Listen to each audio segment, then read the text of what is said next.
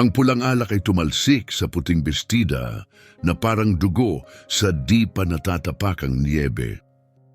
Tiningnan ni Fernanda Mendoza ang kaguluhang ginawa niya. May bahid ng pagmamalaki habang ang batang waitress ay nagmamadaling pinupunasan ng mantsa. Sinusubukang iligtas ang tela. Oops, matamis na sabi ni Fernanda, ang pekeng kawalang malay ay lalo lamang nagpatingkad sa kalupitan sa likod ng kanyang perpektong ngiti. Sayang naman kapag may mga taong katulad mo na hindi marunong umasal sa disenteng lugar. Ang Boston Annual Charity Gala ay isang okasyon kung saan nagtitipon ang mga elite ng East Coast sa ilalim ng kumikislap na Austrian chandeliers. Bawat mesa ay may mga sariwang orchid na inangkat pa mula sa ibang bansa, habang ang banayad na tunog ng isang string quartet ay lumulutang sa ere, tinatakpan ang kapangitan sa likod ng lahat ng karangyaan. Si Monica Lopez, 24 na anyos lamang, ay kumuha ng catering job upang matustusan ang huling semester niya sa Harvard kung saan siya ay kumukuha ng MBA, habang sinusuportahan ang kanyang pamilya sa kanilang bayan. Kumikilos siya ng may tahimik na grasya, tila ba buong buhay niyang bitbit ang mas mabibigat pang pasanin. Sa matinding kaibahan, si Fernanda Mendoza ay namumukadkad sa mga ganitong event. Bilang asawa ng real estate tycoon na si Roberto Mendoza, namumuhay siya sa mundo ng spa appointments, luxury boutiques, at mga charity event kung saan ang presensya niya ay mas tungkol sa pagpapakitang tao kaysa layunin. Ipinanganak siya sa yaman at nag-asawa pa ng mas mayaman, isang pribilehiyo na binalot sa designer na seda. Pasensya na po, ma'am, kalmadong sabi ni Monica na pati siya ay nagulat sa sarili habang lumuhod para pulutin ang basong aksidenteng nabitawan ni Fernanda. Oh, huwag mag-alala. Malakas na sagot ni Fernanda, siniguradong maririnig ng mga taong malapit. Mga aksidente talaga ang inaasahan kapag may mga taong ganito ang pinapasok para maglingkod sa mga sosyal na pagtitipon. Punon lason ang kanyang mga salita, tumigil ang mga usapan sa paligid. Ramdam ni Monica ang mga titig nila, ang iba'y nahihiya, ang iba na may tuwang-tuwa sa eksena. Siguro dapat kumuha kayo ng staff na may alam kung paano umakto sa ganitong klasing lugar, dagdag pa ni Fernanda habang gumagalaw ang kanyang mga kamay na parang aktres sa entablado. Yung may pinanggagalingang disente, pero ang hindi alam ni Fernanda ay tinatanggap ni Monica ang bawat insulto ng may tahimik na lakas, yung uri ng tapang na hinubog ng mas malulupit na pagsubok. Lumaki si Monica sa South Side ng Chicago, pinalaki ng isang inang may 3 trabaho. Maaga niyang natutunan na ang tunay na kapangyarihan ay hindi sumisigaw. Ito'y nanonood, natututo, at kumikilos sa tamang panahon. Siyempre, ma'am, banayad na tugon ni Monica, kalmado at mahinahon. Kumurap si Fernanda, halatang naiinis sa kawalan ng reaksyon. Aayusin ko po ang lahat. Habang papunta sa kusina, nadaanan ni Monica ang main table. Isang matandang lalaking may uban ang nakaupo roon, tahimik na pinapanood ang buong pangyayari. Nagtagpo ang kanilang mga mata ng saglit at sa titig na iyon may bagay na naipasa. Bahagya siyang tumango, halos di makikita. Ang lalaking iyon ay si Roberto Mendoza. Itinayo niya ang kanyang imperyo sa isang simpleng prinsipyo. Ang tunay na pagkatao ng isang tao ay lumalabas kapag akala nilang walang nanonood. At ngayong gabi, malinaw niyang nakita ang dalawang bagay, ang tunay na ugali ng kanyang asawa at ang tahimik na lakas ng isang dalagang piniling panatilihin ang dignidad sa gitna ng pang-aalipusta. Sa kusina, hinayaang manginig ng bahagya ni Monica ang kanyang mga kamay habang itinatapon ang mga bubog. 20 minuto lang ang nakalipas, isa lang siyang estudyante na may sideline na trabaho. Pero ngayon, tila may nagbago sa loob niya, parang itinakda ng universo ang sandaling ito para ipakita sa kanya kung ano talaga ang kaya niyang gawin. At wala ni isa sa kumikislap na bulwagan ang nakakaalam na ang babaeng tinangka ni Fernanda na hamakin ay may kapangyarihang di nila maiisip. Kung nakita mo na ang ganitong uri ng kawalang katarungan at gusto mong malaman kung paanong ang isang gabi ay maaaring baliin ang mundo ng may ayabang at mayayaman, siguraduhing mag-subscribe dahil nagsisimula pa lang ang kwento pero hindi pa tapos si Fernanda. Pagbalik ni Monica, suot ang bagong uniforme at may dalang malinis na tuwalya, nakapalibot na kay Fernanda ang kanyang audience. Isang grupo ng mayayamang babae na sabik sa drama. Nakita niyo ba yon? Tanong ni Fernanda na may theatrical na pagkasuklam. Akala ng iba pwede silang sumingit sa mga event natin. Mukhang may pumalya sa pag-screen ng mga staff. Sumingit si Carmen Wellington, tagapagmana ng pharmaceutical fortune. Tama ka, darling. Kailangan kong tanggalin ang maid ko kahapon. Ang lakas ng loob niyang questionin ang paraan ko ng paglilinis. Dapat matuto ang mga taong ito kung saan sila nararapat. Habang naglalakad si Monica sa silid, dama niya ang mga matang humuhusga. Lumawak ang bilog ng mga sosyalita at naririnig niya ang mga pabulong nilang panlalait. Bumalik pa talaga, ani ng isa. Siguro kailangan niya talaga ng pera. Isipin mo kung ang mga anak natin ay kailangang magtrabaho ng ganyan. At buti na lang at marunong siyang hindi sumagot, dagdag pa ng isa. Napansin siya ni Fernanda at muling pinalakas ang boses. Anyway, ladies, huwag tayong masyadong malupit. Hindi naman lahat ay pinalad na lumaki sa yaman at maayos na edukasyon. Ang hindi nila alam na kahit isa sa kanila ay walang ideya, ay si Monica ay nagtapos na top of her class sa economics sa University of Chicago bago tanggapin sa Harvard. Naginabi siya ng pagtatranslate ng legal documents para sa kanyang ina, na naglilinis ng opisina para mapakain ang 3 anak. Nasa edad na 16, siya ang humawak ng budget ng pamilya at napalago ito hanggang sa mabayaran ang kolehiyo ng kanyang 2 kapatid. Si Monica ay hindi basta-bastang waitress. Isa siyang puwersang hindi pa nila nauunawaan. At ang pinakamalaking pagkakamali nila, ang maliitin siya. Tahimik na tinapos ni Monica ang kanyang gawain. Inayos ang mga mesa ng may eksaktong kaayusan.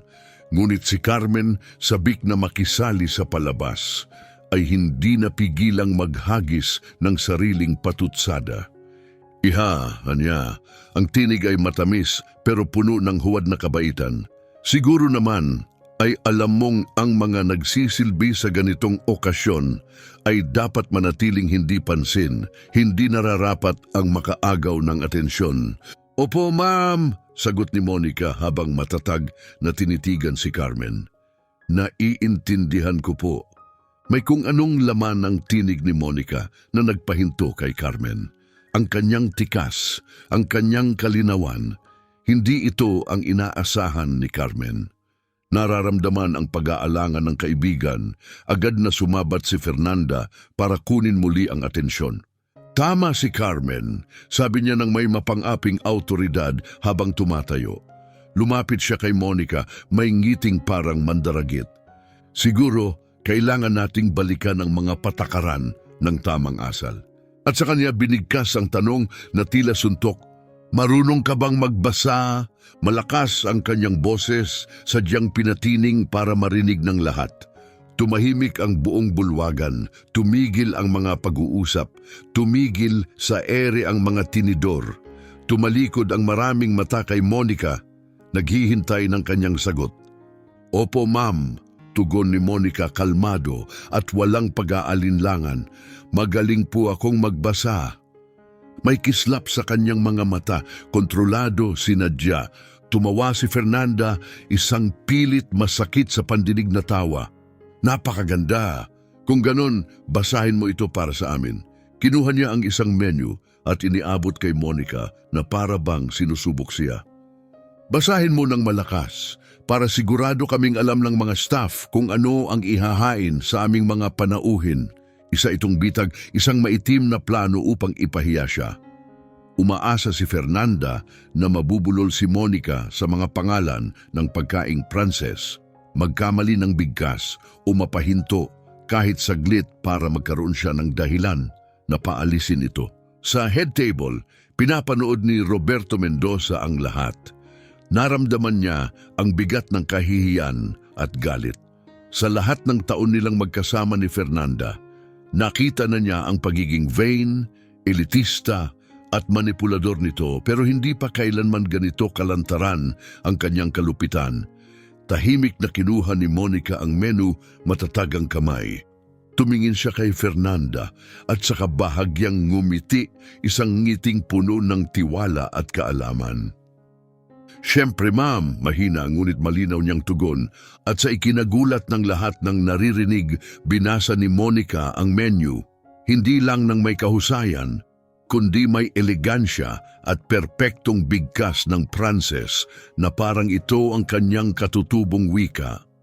2 taon siyang nag-aral sa Lyon, France, sa ilalim ng isang prestihiyosong scholarship, at bawat pantig ay patunay nito. Ang kanyang boses ay umaagos ng may katiyakan, ang accent ay hinog, at ang kanyang delivery ay parang mula sa isang Parisian maître d'. Ganap na natahimik ang silid, unti-unting nabura ang ngiti sa mukha ni Fernanda. Namutla siya. Si Carmen ay napanganga.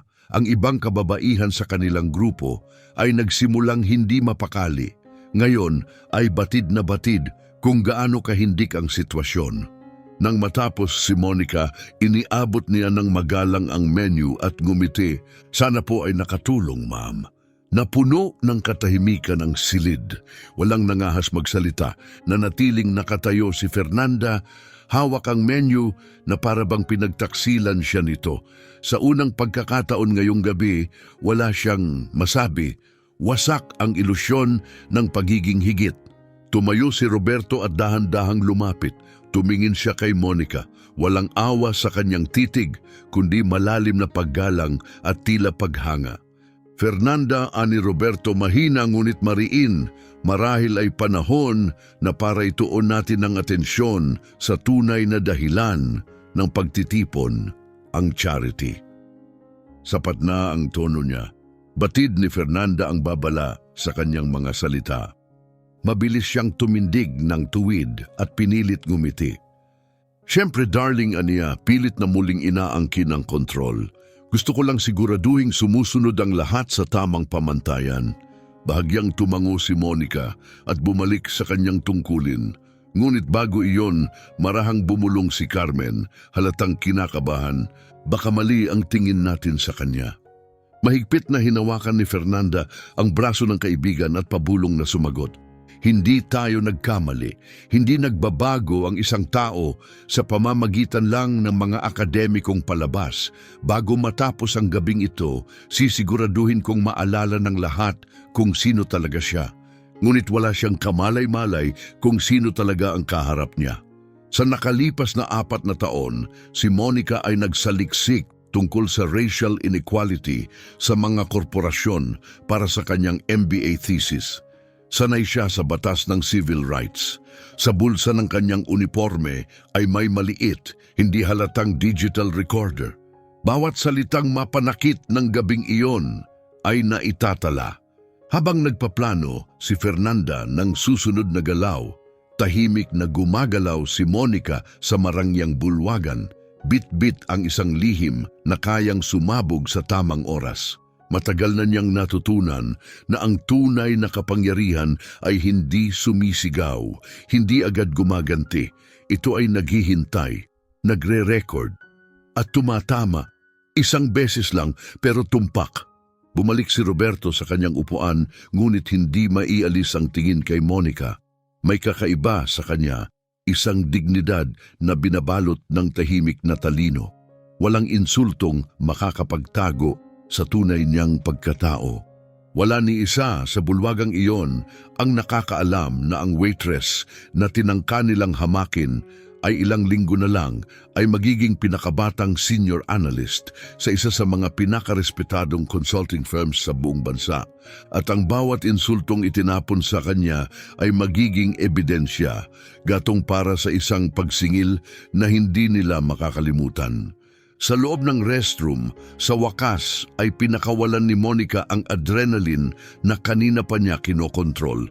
Nanginig ang kanyang mga kamay, hindi sa takot kundi dahil sa kontroladong lakas na hinubog ng kanyang kabataan sa magulong lansangan ng Chicago. Hinugot niya mula sa bulsa ang digital recorder at sinuri ang file. Perpektong malinaw, bawat salita na itala. 23 minuto, ganun katagal tumagal ang mga insulto, binalutan ng rasismo, tumulo sa diskriminasyon at sinadyang dinisenyo upang ipahiya. Bawat segundo nito ay malinaw na naitala.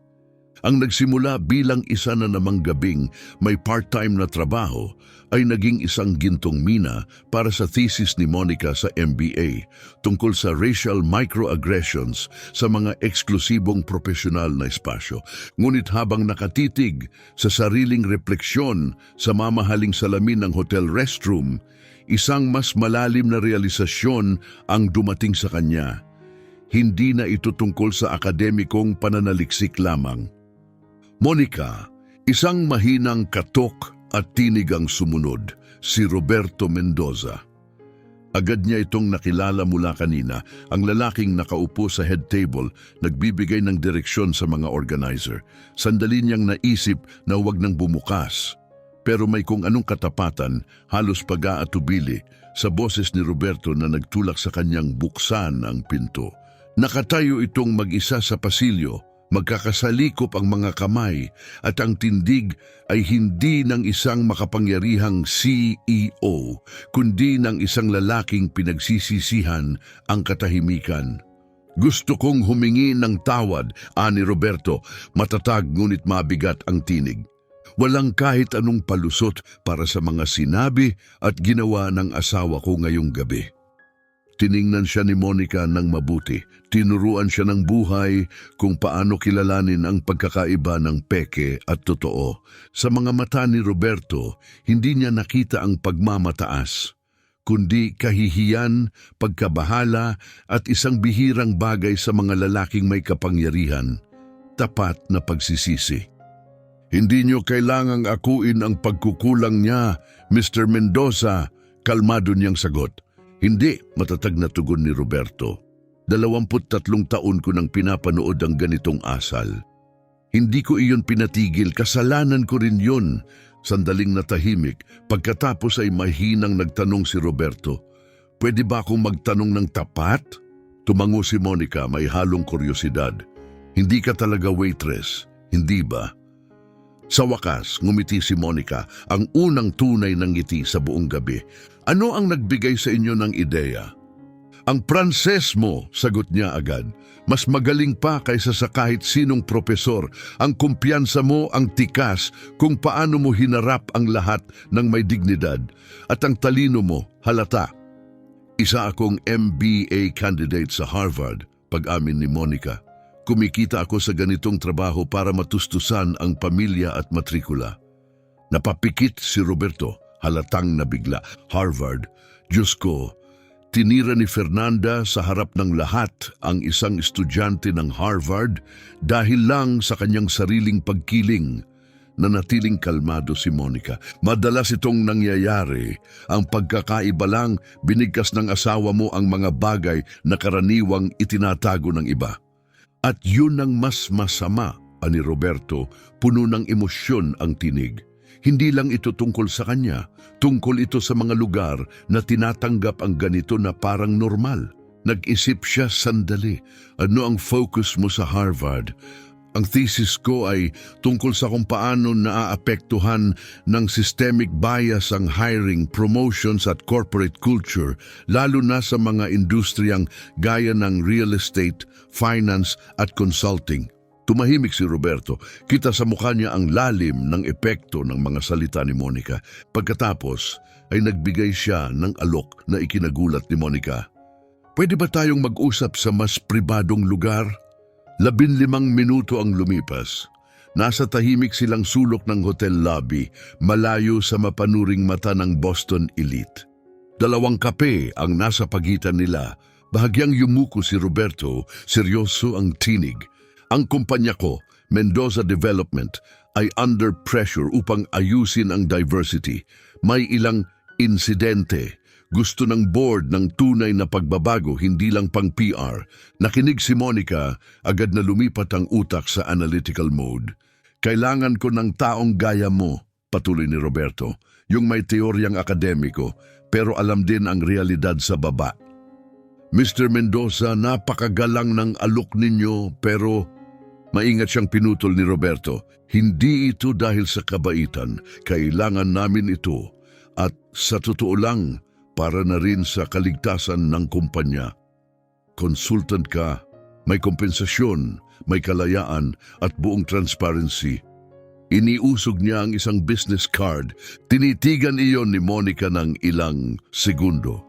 Ramdam niya ang mga posibilidad na unti-unting nabubuo. Bakit mo ako ino-offera nito? Huminga ng malalim si Roberto. Dahil 23 taon akong kasal sa isang taong hinayaan kong manghamak. Dahil ang kumpanyang tinulungan kong buuin ay malamang naglalaman ng mga parehong inequality na pinag-aaralan mo. At ngayong gabi, ngayon lang, nakita ko kung gaano kalalim ang pinsalang dala ng pananahimik. Sa sandaling iyon, lumitaw si Fernanda sa kabilang dulo ng lobby, naghanap kay Roberto. Nang makita niyang kausap nito si Monica, ngumiti siya, isang ngiting pilit na kontrolado habang palapit. Roberto darling, anya matamis, ngunit naninigas ang tinig. Kanina pa kita hinahanap. Anong ginagawa mo dito? Kasama siya. Tumayo si Roberto, hindi umatras. Inaalok ko kay Monica ang isang consultancy role sa kumpanya. Biglang sumikip ang tensyon. Napakurap si Fernanda, halatang hindi makapaniwala at saka pilit na tumawa. Biro mo lang yan, di ba? Waitress lang siya. Isa siyang Harvard MBA student, sagot ni Roberto. Tama ang tono, diretsyo. At siya ang eksperto sa isyong gustong ayusin ng kumpanya natin. Namutla si Fernanda. Harvard! Bulong niya, gulat na gulat. Oo! Matatag na tugon ni Roberto. Ang babaeng pinahiya mo ngayong gabi ay mas kwalipikado kaysa karamihan sa ating executive team. Narito siya para kumayod at suportahan ang pamilya niya at tinrato mo siyang parang wala siyang halaga. Tahimik na pinanood ni Monica ang palitan, parang nanonood ng live case study ng reputation management at power dynamics. Si Fernanda, halata ang pagkabigla, galit, pero kitang-kita rin ang recalibration ng kilos. Kahit totoo yan, aniya, mabilis ang pag-shift ng tono. Siguro hindi naman tamang gumawa ng desisyong emosyonal, dala ng guilt. Hindi ito guilt, sagot ni Roberto. Ito ay matalinong desisyon na kabase sa kakayahan at pangangailangan. Sa wakas, hinarap ni Fernanda si Monica. Una niyang direktang salita mula nang mabasag ang baso. Iha, aniya pilit ang ngiti. Sigurado akong naiintindihan mong madaling ma-misinterpret ang mga bagay sa mga sosyal na pagtitipon. Kalilimutan na lang natin ang munting hindi pagkakaintindihan ngayong gabi, ani Fernanda na may pilit ng ngiti. Ang boses niya ay manipis at desperado, tinatangkang burahin ang kalupitan sa pamamagitan ng huwad na halina. Ngunit hindi na tinag si Monica.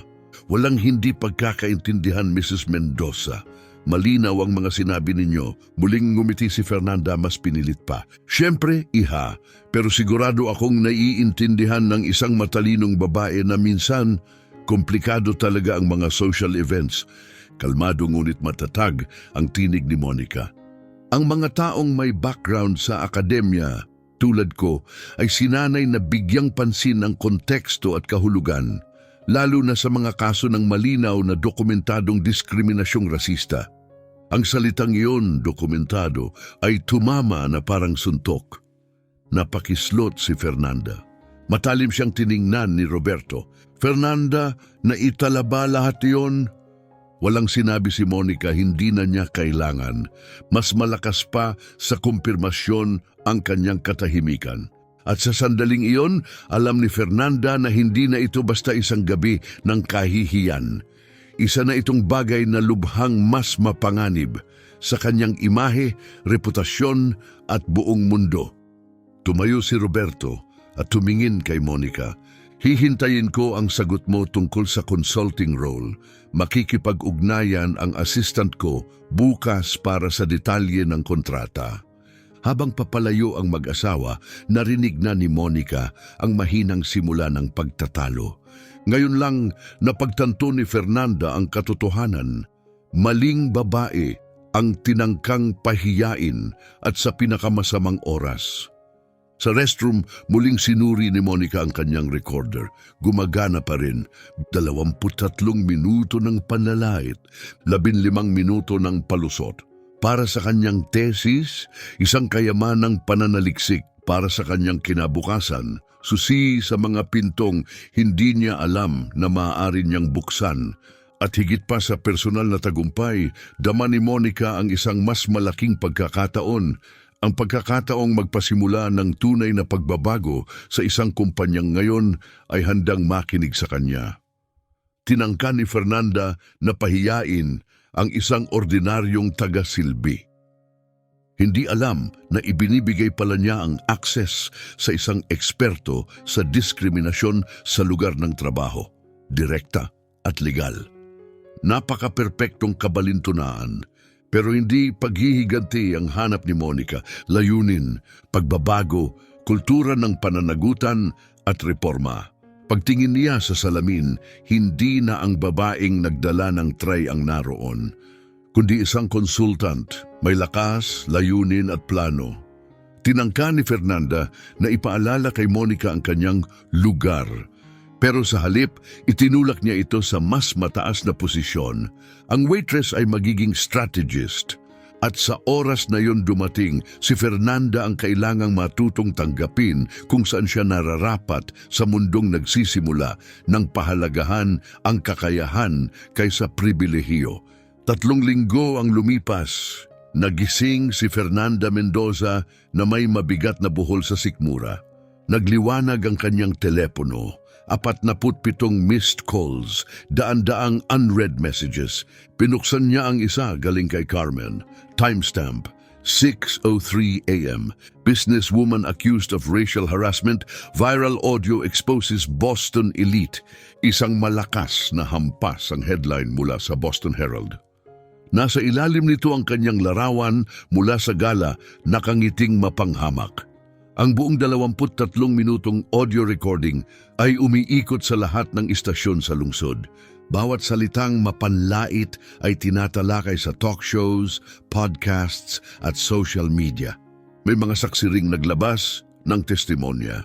Nananawagan ng mga host para sa pananagutan, umiilaw ang social media. Nagmamadaling bumaba si Fernanda, hawak ang telepono, at nadatnan si Roberto na tahimik na nagbabasa ng diaryo, umiinom ng kape na parang ordinaryong umaga lang. Ngunit malamig ang kanyang mga mata, malayo ang kilos. Roberto, iyak ni Fernanda, ipinapakita ang telepono.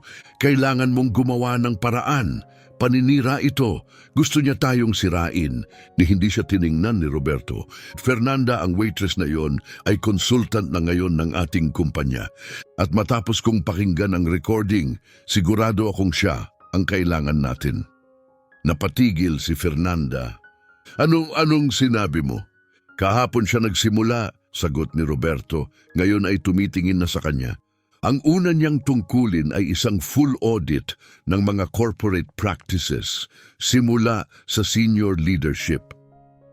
Tahimik, matulis tulad ng talim. Siguro naman naiintindihan mo ang magiging kahihinatnan. Sa sandaling iyon, tumunog ang telepono ni Fernanda. Si Evelyn Garcia, presidente ng eksklusibong tennis club na 15 taon na niyang kinaaniban. Fernanda, nagpulong ang board ngayong umaga. Malamig ang boses. Epektibo agad. Tanggal na ang membership mo. Ang recording na yon ay hindi salamin ng aming mga pinapahalagahan. Tumigil ang linya bago pa siya makasagot. At saka dumagsa ang unos. Sa WhatsApp group nila, Ladies Who Lunch, umuulan ng mensahe. Hindi ko akalaing nakaupo ako sa tabi ng ganun. Ang anak ko'y nasa Harvard din. Ilan na kayang Monica ang naalipusta niya nang di natin namamalayan. Si James, kinansela na ang deal sa Mendoza Development. Binuksan niya ang Instagram. 3,000 followers na wala sa magdamag. Ang huling post ay nilamon ng mga komento. Kahihiyan, mayamang rasista na bisto. Sana may natutunan ka. Tumawag si Carmen, umiiyak. Ngunit si Monica wala nang kailangang sabihin. Ang kanyang tinig ay umaling-aungaw sa buong Boston, hindi sa galit. Hindi sa paghihiganti, kundi sa katotohanan, sa ebidensya, sa tahimik pero di mapipigilang kapangyarihan. Fernanda, ani Roberto, malamig ang boses habang ibinababa ang kanyang telepono. Kakanselahin ni Charles ang kontrata sa office renovation. Ayaw daw niyang makaugnay sa mga toxic na tao. Nanlaki ang mga mata ni Fernanda. Bumilis ang kanyang paghinga. Wasak na ang reputasyon ko, ibinulalas niya, halos hindi makapaniwala. Puno ng takot ang kanyang tinig. Roberto, kailangan mong alisin ang recording na, "Yon! Idemanda mo siya! Gawin mo naman ang kahit ano!" Tumayo si Roberto, dahan-dahang inilapag ang kape sa counter. "Fernanda, ikaw ang nag-record sa sarili mo. Lahat ng masasakit na salita sa iyo galing. Walang kaso rito, tanging mga kahihinatnan." Biglang tumunog muli ang telepono. Si Dr. Harrison, direktor ng Charitable Foundation, kung saan nagsilbing vice president si Fernanda sa loob ng 8 taon. Fernanda, malamig ang kanyang tinig, nagbotohan ng board. "Tinanggal ka na sa lahat ng posisyon, epektibo agad." Nabigla kami nang malaman na isa sa aming mga pinuno ay sangkot sa lantad na diskriminasyon. Binaba niya ang tawag ng hindi naghihintay ng sagot. Bumagsak si Fernanda sa upuan. Sa loob lang ng 24 na oras, nawala ang kanyang katayuan sa lipunan.